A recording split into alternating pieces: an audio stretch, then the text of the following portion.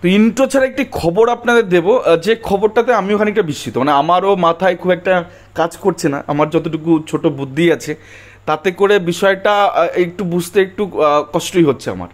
তো গোটা বিষয়টা আপনাদের সামনে রাখবো, আপনারা নিজেরাই ঠিক করবেন যে কোনটা ঠিক কোনটা বেঠিক। তো কাট অফ মামলা, যেটাকে আমরা নাম দিয়েছি যে মেধা প্রতারণা মামলা, তো দুটোই সমতুল্য।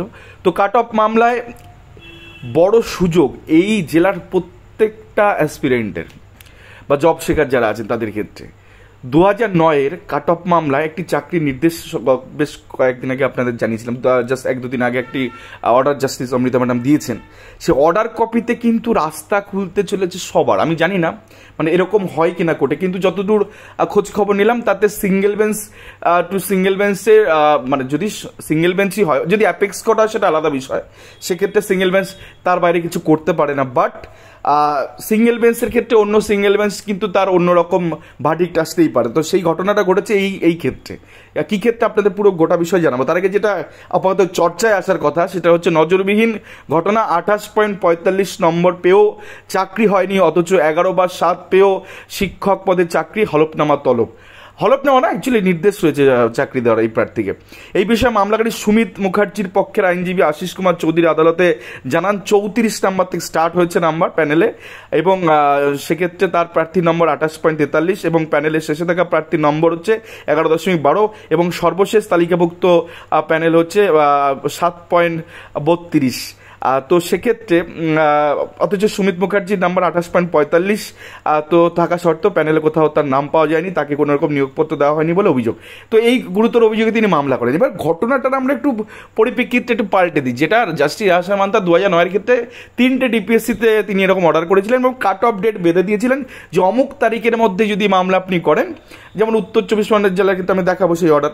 তো সেক্ষেত্রে ওই কাট অফ ডেটের মধ্যে মামলা করলে তাদের একটা সার্টেন লিস্ট 800 সামথিং একটা লিস্ট কিন্তু প্রকাশিত হয়েছে বেনিয়ম অনিয়মের অভিযোগের পরে, এবং সেই তালিকা প্রকাশ হলে তো নিয়োগপত্র দেয়নি, সেটা নিয়ে ডিপিএসসি নর্থ 24 পরগনাস কিন্তু ডিভিশনে গেছে। তো সেই তালিকাও তার ঠাঁই হয়নি, যেখানে 7 নিচে নেমে গেছে। তিনি 24-এর উপরে নাম্বার 24 না 28 দেখলাম নাম্বার পেয়েছে, বাট তিনি জায়গা পাননি, কারণ তিনি সঠিক সময় মামলাটা করেননি, হাইকোর্টের দ্বারস্থ হননি। তো এখানে কি অর্ডার দিচ্ছেন জাস্টিস অমৃতা ম্যাডামের অর্ডারে, কেন সবার রাস্তা খুলবে বলছি, তা আমি গোটা বিষয়টা দেখাবো। The petitioner participated in the recruitment process for appointment of the primary school teacher in the year 2009।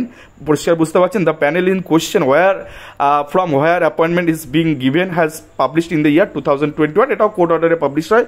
The petitioner sought information under right to information act অর্থাৎ আরটিআই করে 2005-এর রেসপেক্টে and got learn that he secure more marks than the petitioner than the marks obtained by the last employment candidate in some category. অর্থাৎ যে প্রার্থী তিনি দেখেছেন তার থেকে তিনি হায়ার মার্কস পেয়েছেন যে লাস্ট এমপ্লয়েমেন্ট ক্যান্ডিডেটের থেকে।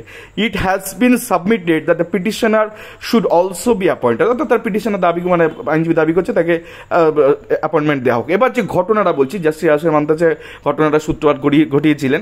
Learned advocate appearing on behalf of the council north 24 Parganas DPSC relies upon the order passed by the coordinate bench, অর্থাৎ জাস্টিস আশা মান্তা স্যারের বেঞ্চের কথা বলছে, of this court 25 April 2024 in a series of writ petition first of which WPA, যেখানে কাকলি মন্ডল থেকে শুরু হচ্ছে, WPA 20966 of 2022 থেকে CAN application Kakoli Mondal and others থেকে শুরু করে পরপর বহু মামলা রেসপেক্টে এটা হয়। In the court directed the north 24 Parganas DPSC and the state shall ensure that the marks of the all the read petitioner in the written examination, aptitude test, interview and published on the website descending order। তো প্রত্যেকটা মামলাকারীদের এখানে চাকরি নির্দেশে দিয়েছেন, after verification on record the read petitioner added parties shall be accommodated and given letter of appointment। এটা justice রাজা মান্তাসের অর্ডারটা ছিল।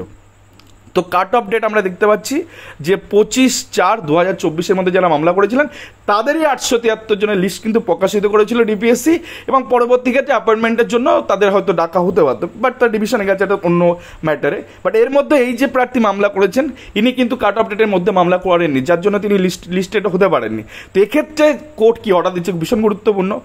If the vacancies are exhausted অর্থাৎ ভ্যাকান্সি যদি পুরোপুরি নিঃশেষিত হয়ে যায়, the council shall publish a list of wait list candidate and such panel shall be kept alive until vacancy continue and arise and the all petitioner appointed. অর্থাৎ এই সমস্ত পিটিশনারদের যে পিবিএস অর্ডারটা ছিল যে এরপর একটা 5% অ্যাডিশনাল প্যানেল সেখান থেকে নিয়োগ করতে পারবে, অথবা এই সমস্ত পিটিশনার যারা আছে তাদের ক্ষেত্রে যতদিন প্যানেলটা বেঁচে থাকবে তো সেক্ষেত্রে পিটিশনাররা সেখানে গিয়ে আগাম ফিউচার ভ্যাকান্সিতে সেখানে গিয়ে নিয়োগটা পাবেন।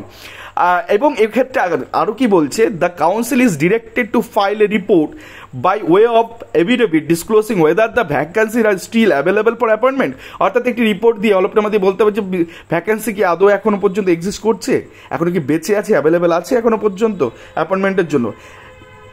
If that be so, then whether the case of the petitioner can be considered for providing appointment as he claims to have scored more marks than the last employment candidate in his category। অর্থাৎ সেই ক্যাটাগরিতে এই যে প্রার্থী যিনি দাবি করছেন তার থেকে বেশি নাম্বার, যে লাস্ট এমপ্লয়মেন্ট তার থেকে বেশি নাম্বার পেয়ে তিনি চাকরি করছেন বা প্যানেলভুক্ত হয়েছেন, তো তার ক্ষেত্রে তাকে একটা অ্যাপয়েন্টমেন্টের জন্য কনসিডার করা হোক। যদি বিষয়টা এই দাঁড়ায়, জাস্টিস ইয়াসির মান্তাসারের যে অর্ডার ছিল 25/7/2024 যে অর্ডার, সেই অর্ডারের পরে গিয়ে এই পিটিশনার যদি মামলা দায়ের করেন এবং সেক্ষেত্রে তার বিষয়টা যদি কনসিডার করতে বলেন জাস্টিস নন পিটিশনার হিসাবে, তো সেক্ষেত্রে কিন্তু বাকি এরকম বহু সংখ্যক প্রার্থী যে যারা অনেক নাম্বার, তারা আমাদের সাথে অনেকে কথাবার্তা বলেছিলেন যে দাদা আমাদের তো নাম্বার বেশি, আমরা প্যানেলে ঢুকতে পারিনি, তাদের কিন্তু একটা জায়গা খুলে যেতে পারে। তো এই অর্ডারটা আপনাদের দেখালাম, তো আশা করি বিষয়টা মোটামুটি বুঝতে পারলেন। তো দুটো বেঞ্চে কিন্তু আলাদা ডিরেকশনে গেল। তো এক জায়গায় জাস্টিস ইয়াসির মান্তাসার যেখানে ডেট টাইম বেঁধে দিয়েছিলেন, তো সেখানে এই নন পিটিশনার, সেই সময় নন পিটিশনার পরবর্তী ক্ষেত্রে মামলা দায়ের করে জাস্টিস অমৃতা ম্যাডামের বেঞ্চের থেকে নর্থ 24 পরগনাসে একটা রাস্তা খুলে দিলেন, এবং এই রাস্তা কিন্তু আগামী দিনে বহু লোকের জন্য খুলতে চলেছে। তার কারণ হচ্ছে 7 পেয়েও প্যানেলভুক্ত হয়েছে, সেক্ষেত্রে মামলা করেছেন বলে। এবার 7-এর উপরে তো আশা করি সবাই এখানে থাকবেন, তো তারাও কোর্টের দ্বারস্থ নিশ্চয়ই হবেন। তো একটা হজবড়ালা সিচুয়েশন। তো দেখা যাক আলটিমেটলি এটা নিয়ে এই অর্ডারটাকে চ্যালেঞ্জ করে প্রাথমিক শিক্ষা পর্ষদ ডিপিএসসি এখানে উত্তর শোনা যায় কিনা ডিভিশন বেঞ্চে, তো সেটা একটা বিষয় দেখা থাকবে। তাদের মূল মামলা যেগুলো কাকলি মণ্ডলকে চ্যালেঞ্জ করে গেছে সেটার দিকে আমাদের নজর থাকবে। তো দেখা যাক আলটিমেটলি কোন দিকে গড়া।